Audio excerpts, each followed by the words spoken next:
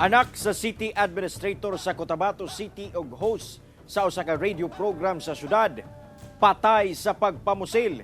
Tungod sa sunod-sunod nga pagpamusil sa Cotabato City, gimando na sa LGU ang mas lawom nga investigasyon alang sa pagsulbad sa maong mga kaso. Ano ang report ni Tony Humamel? Patay ang anak ni Cotabato City Administrator Abdul Wahab Midtimbang nga si Ustad Muhammad Hessam Midtimbang diyang gipusil sa Governor Gutierrez Avenue pasado alas 6 Lunes sa gabi.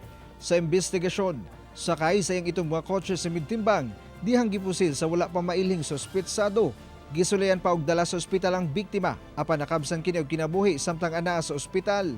Sumala sa kapulisan, usa ka host sa usa ka radio program sa Cotabato City si Midtimbang ug igsuon sab ni City Councilor Eliboy Midtimbang II.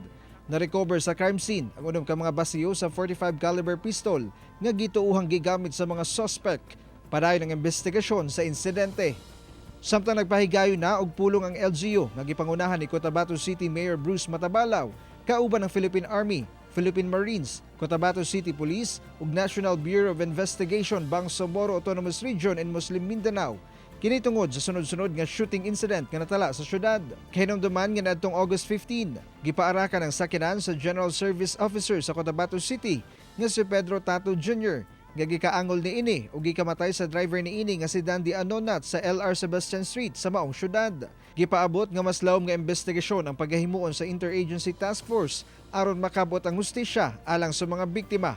Mas gipahugdan na sab sa otoridad ang seguridad sa syudad. Ako si Tony Humamil para sa One Mindanao.